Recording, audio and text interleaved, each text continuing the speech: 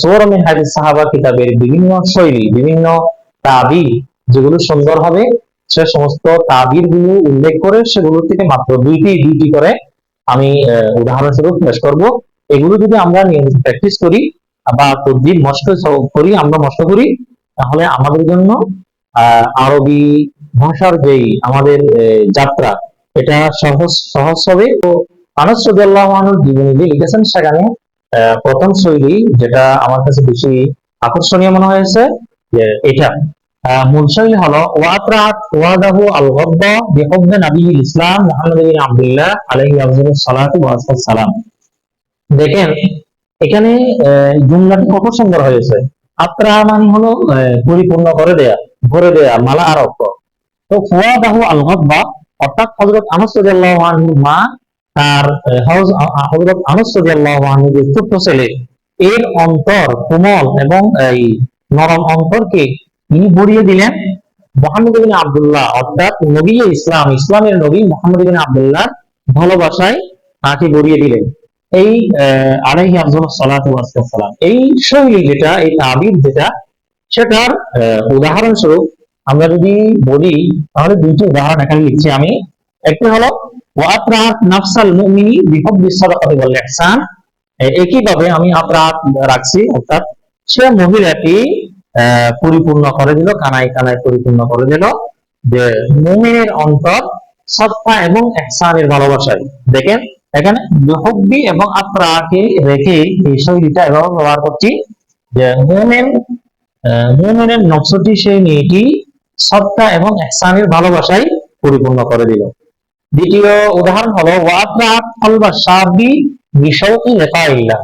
শৌক, যে আগ্রহ, ও আল্লাহর সাথে সাক্ষাতের আগ্রহে যুবকের অন্তরটি সে ব্যক্তি পরিপূর্ণ করে দিল, ভরে দিল।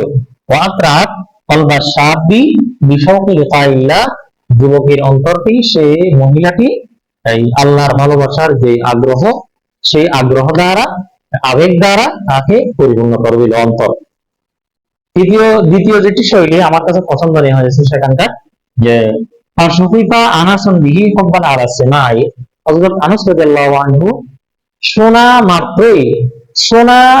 শুধুমাত্র শোনাতেই ভালোবাসায় পড়ে গেলেন নবী সাল্লাল্লাহু আলাইহি ওয়াসাল্লামের প্রতি, নবীজির প্রতি বিমোহিত হয়ে গেলেন, নবীজির প্রতি পাগল করা হয়ে গেলেন।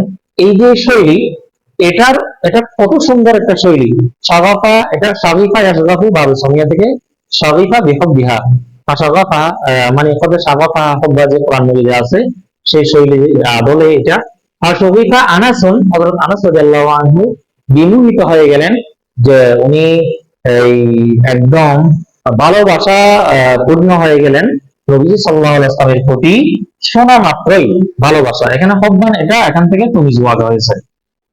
এখানে দেখেন সে শৈলীর আমলে ফাসুগিফাল ফাকিরু বিল জান্নাহ হুব্বান আলা যিকরি আওসাফিহা। ফকির, গরীব লোকটি জান্নাতের আলোচনা শোনায় ভালোবাসায় পড়ে গেল, আলোচনার ভালোবাসায় সে জান্নাতের প্রতি আকৃষ্ট হয়ে গেল, জান্নাতের প্রতি সে বিমোহিত হয়ে গেল, খুশিতে ভালোবাসায় সে আত্মহারা, খুশিতে সে পরিপূর্ণ হয়ে গেল, খুশিতে সে আকৃষ্ট হয়ে গেল। এই জান্নাতের আলোচনা শোনা মাত্রই ফকিরটি ভালোবাসায় পরিপূর্ণ হয়ে গেল, ভালোবাসায় আকৃষ্ট হয়ে গেল জান্নাতে। দ্বিতীয় উদাহরণ হলো ফাসুফিফাতুর রূহু বিলিকাইল হাবিবি হুব্বান আলা শাওকি। যে প্রিয়জন যে আছে, প্রিয়জনের সাক্ষাতের প্রতি কি হয়ে গেল, আকৃষ্ট হয়ে গেল। রূহ যখন, মানুষের রূহ যখন চলে যায়, এটার বলছি মানুষের রূহটা আকৃষ্ট হয়ে গেল প্রিয়জন আল্লাহর সাথে সাক্ষাতে হুব্বান আলা শাওকি, ভালোবাসায় আকৃষ্ট হয়ে গেল। এটা কিভাবে?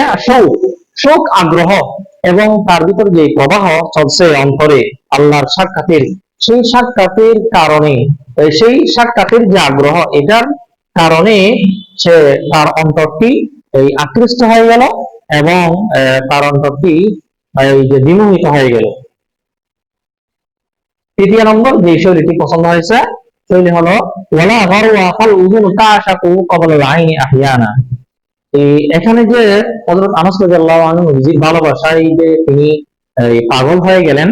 এটা এর পরের শৈলীতে তিনি হযরত আব্দুর রহমান আল-বাসা বলেন, কখনো কখনো এটা কোনো আশ্চর্যের বিষয় নয় যে ওয়ালা গারওয়া, মানে এটা কোনো কারণ আশ্চর্যের হবার কারণ নয় যে কখনো কখনো কান তা উজুনু, কান তা সাকু, মানে মানে ভালোবাসা সিক্ত হয়ে যায় এবং এই এই তার প্রতি আকৃষ্ট হয়ে যায়। আবার লাইন চোখের আগে, অর্থাৎ চোখে দেখার আগে কখনো এই কখনো কখনো কান আকৃষ্ট হয়ে যায়। তা সাকু, এটা এটা মুয়ান্নাস যেহেতু, অর্থাৎ এই মানুষের অঙ্গ যেটি দুইটা করে থাকে, সেটা যেহেতু মুয়ান্নাস হয় সেই হিসাবে ওজন এটা মুয়ান্নাস ব্যবহার হয়েছে। অর্থাৎ চোখে দেখার আগেও কখনো কখনো শোনার কারণে কানটা এই ভালোবাসা ওয়ালা হয়ে যায়, ভালোবাসে কানে।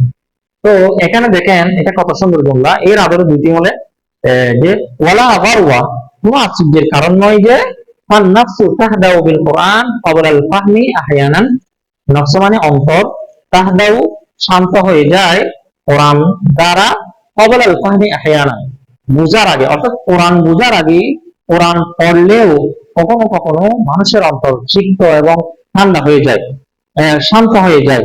এই যে দেখেন ওয়ালা গারওয়া আন-নাফসু তাহদাউ বিল কোরআন ক্বাবলা আল ফাহমি আহয়ানান। আরেকটু যদি বলি, ওয়ালা গারওয়া এটার অর্থ একই অর্থে ব্যবহার হয় ওয়ালা আজাবা। ওয়ালা আজাবা ফাল আইনু তাদবাউ মিনাল খুশুই ক্বাবলা দুআই আহয়ানান।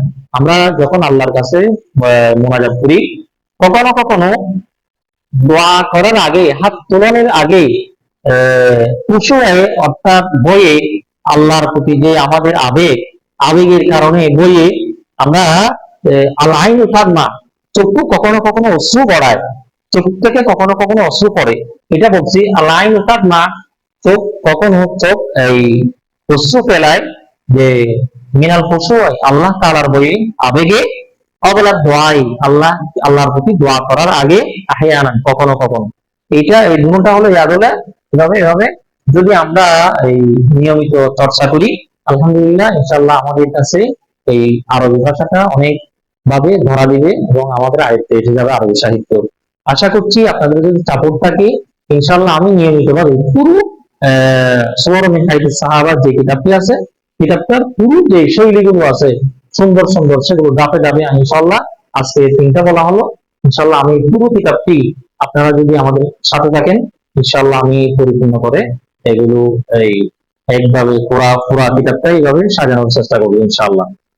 সবাই আমার এই চ্যানেলটি সাবস্ক্রাইব করবেন এবং আপনাদের জন্য এই কোর্সটি সাজানো হবে। আসসালামু আলাইকুম।